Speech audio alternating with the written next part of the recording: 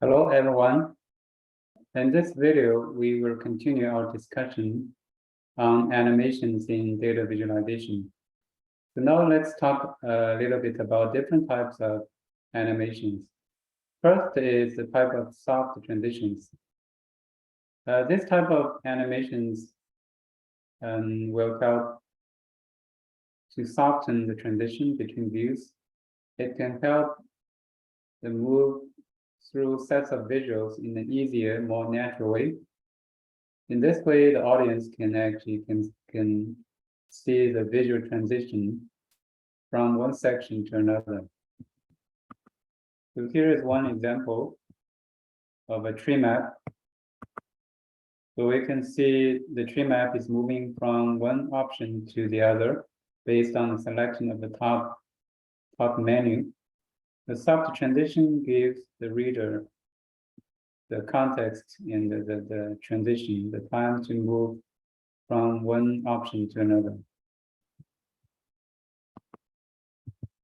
Here's a similar kind of example, but it's based on the scroll padding type of visualization. It's from Wall Street Journal. It uses a soft transition to spread icons on the screen. So in this way, it makes it easy for the audience to move, to look at icons and to move from one part to the other.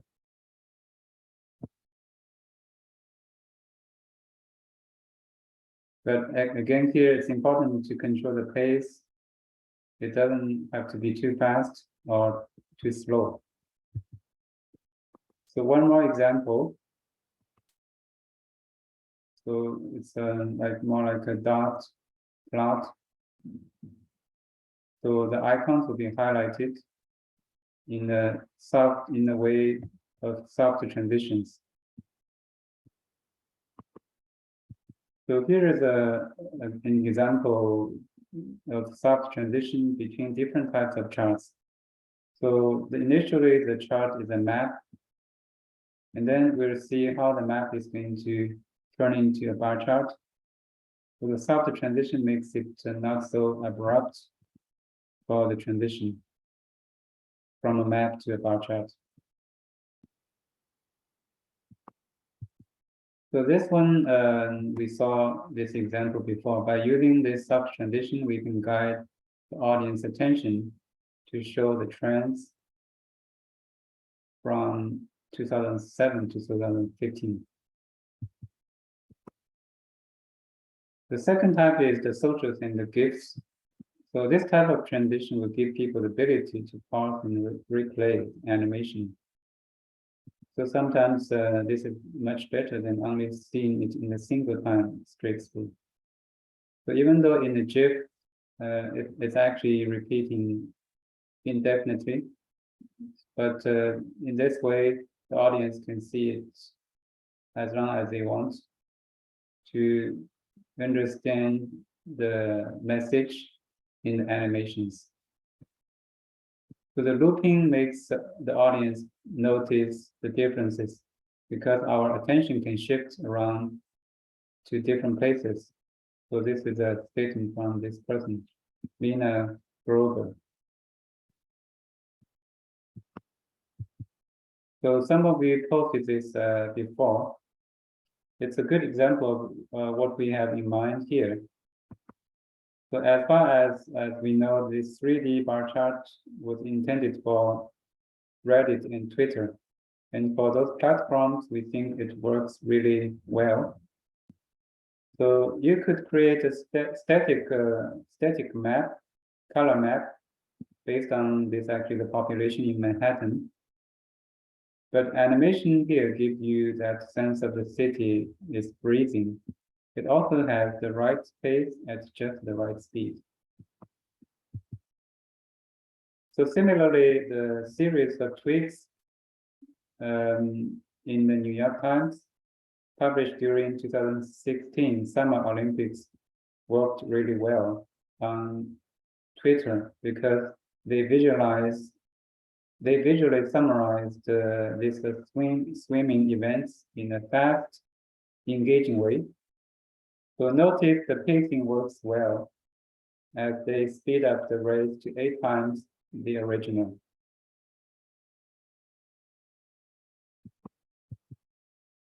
So here we can see the looping.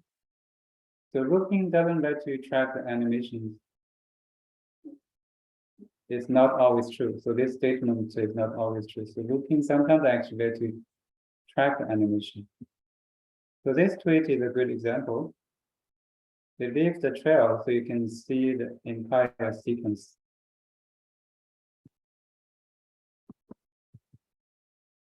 But GIFs do not always work well. I should say that sometimes they break up what original animation did really well. So this GIFs from actually one website. It's called Urban Institute's 9 charts on wealthy inequality. So they actually try to tell a story to show the changes in the distribution in each year as a discrete set of changes.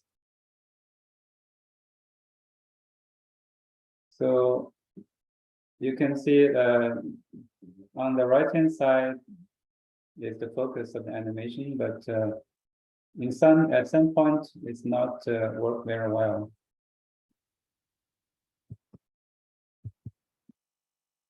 The animation on the original web page was actually softer and more organic. So this softer animation actually can help us understand the view better as the distribution changes over time in comparison to the previous faster kind of a transition. So now we can talk a little bit about this type of animation based on storytelling.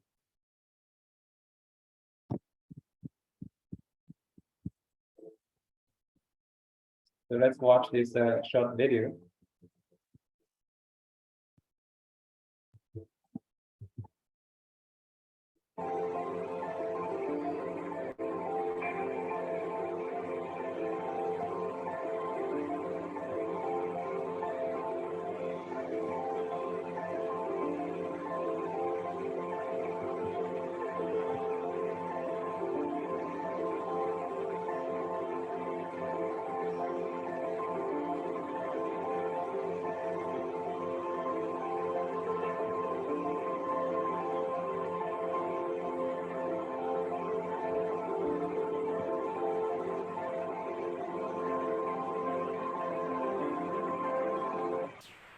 You can see the later part of the video tells a good story to illustrate how the canal works and its mechanism for the ships, for the vessels to pass through. So here is another good story. I think we should all be familiar with. It's from New York Times. So it tells us actually the fire in the cathedral, where the cathedral was damaged in the fire. Which parts of the cathedral were damaged?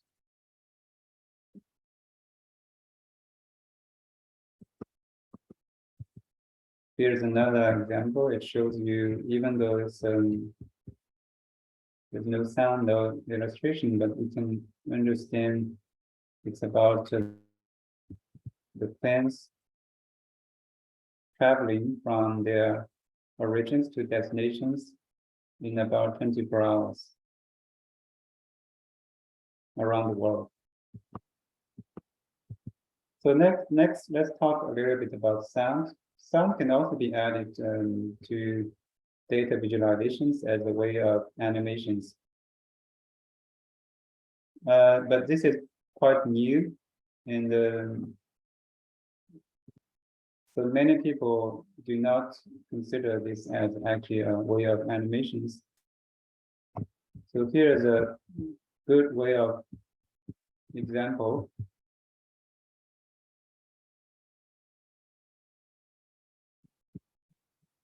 In animation. So let me see. Yeah, so but there's here there's no sound.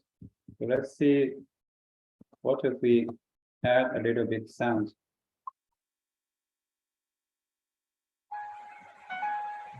So in comparison to the previous one,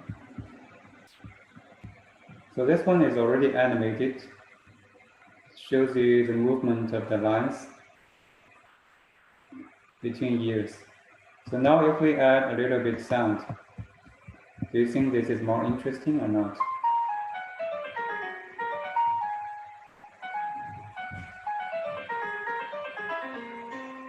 So the pitches maybe give you some ideas about the drops and the spikes. It makes you more engaging in some sense.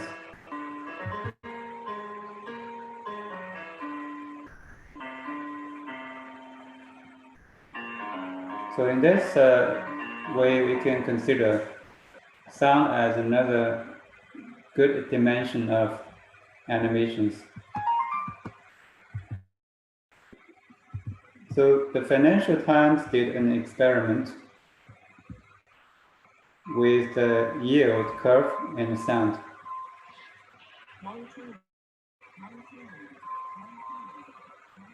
So they wanted to show the yield curve by using music or sound to highlight the changes.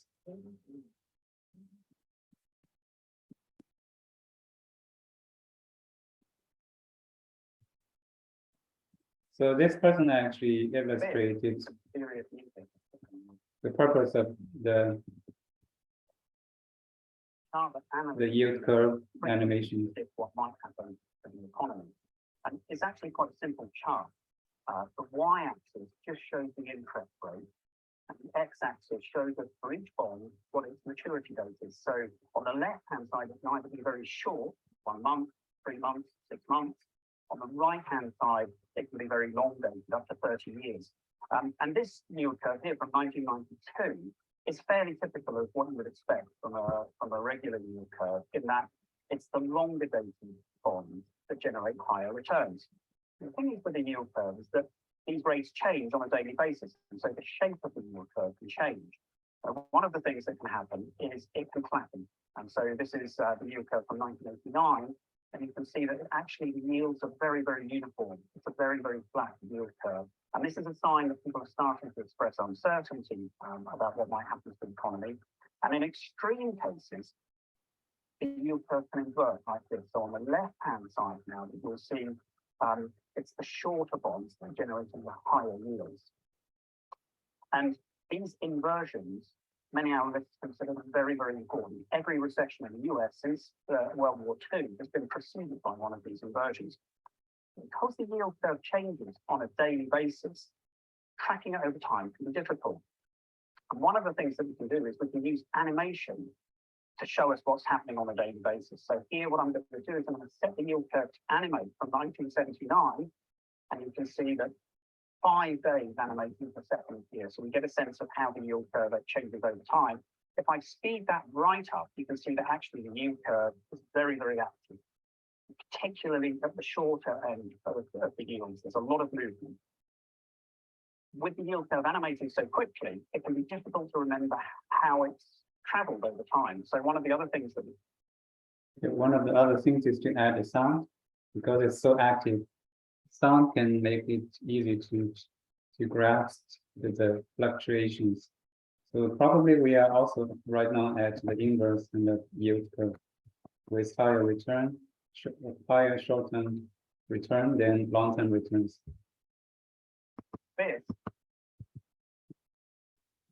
So here's one more example, and it was done as an experiment by somebody to show how people perceive sound in a way kind of similar to we perceive images. So we can sometimes consider sound as also a pre-attentive attribute, just like we treated other pre-attentive attributes such as color, shape, etc. So in this way, we can consider using sound wisely to catch the audience attention. It sounds Here is one more example. So let's take a look at this example. It's about the Swedish father's salary dropping 9% 1 year after having a baby.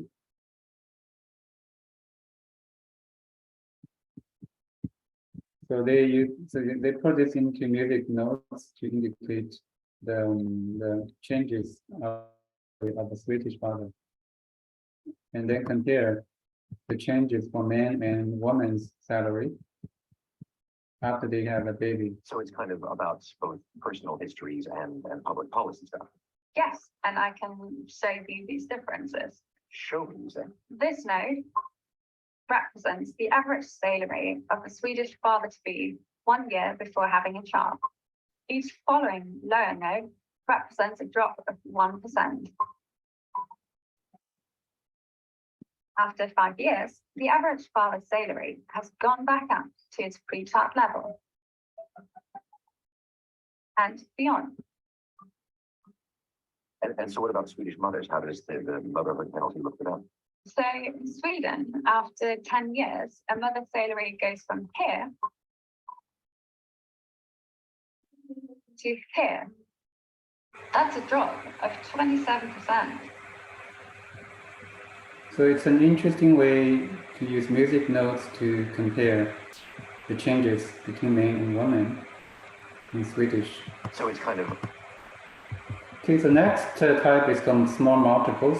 So this is a way to compare, to make comparisons across multiple frames.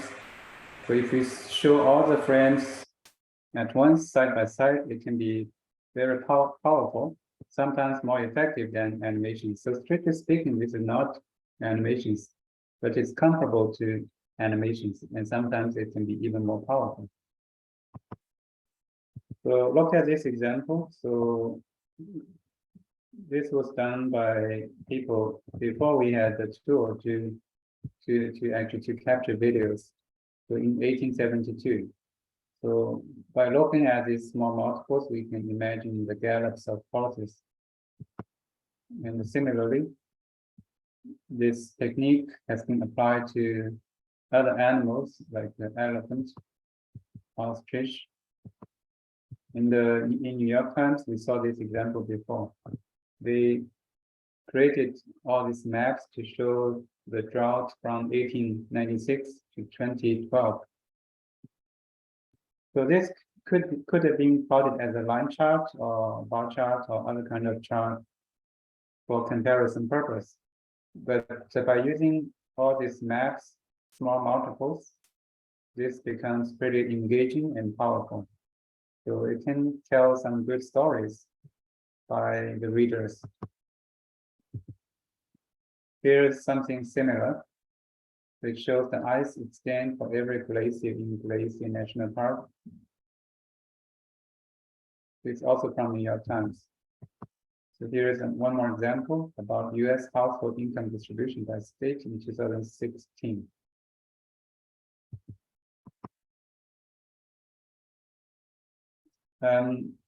So here is an advantage of using small multiples because it can be more accurate than animated charts or other kind of visualizations. So even though small multiples is not actually animated, strictly speaking, it's not animation, but it can be more accurate. It can also be equally effective or engaging. So the core question is: do we make users happy, or do we help them be more effective? So sometimes we want to achieve both by using animations, but sometimes you have to balance the trade-offs. So let's talk a little bit about the tools to develop animations. So to make GIFs, there are multiple websites available, like the GIF Maker, gifmaker.me. So this is a website. You can just upload all the elements Then it can quickly help you to create an animated pictures. Here's another website, easygif.com. And here's a short video from YouTube. If you have time, you can watch it, how to create an animated GIF even by using PowerPoint. And GG Animate is a tool from programming language R. We can use GG. So here are some other platform like R, Python. These different kind of programming language can help you to platform can help you create animations. So here is one from R. And E2D3 is an add-in for Excel. If you search E2D3 from Google, you can get this Excel add-in for free. You can download it for free. It's very user-friendly and it's also equally effective. So to create some dashboard, and we know Tableau has very easy to use interface to create dashboard. Microsoft Power BI also can help you to create dashboard in similar way. So you can enrich your stories with charts in seconds by using all these kind of dashboard tools. So we know bar chart arrays has become a very well-known kind of type of animations, and it has been used by many developers to create bar charts, animated bar charts for various settings to tell good stories. So some tools are now available to quickly convert or create bar chart arrays based on your data sets. So you can even use PowerPoint or many other. Tableau can also be customized to create bar chart arrays. So again, in summary, the question is, do we want to make users happy or do we help them become more effective? So we strive to achieve both, but sometimes we have to balance the trade-offs. Okay, so that's all I want to talk about in this video. Let me know if you have any questions.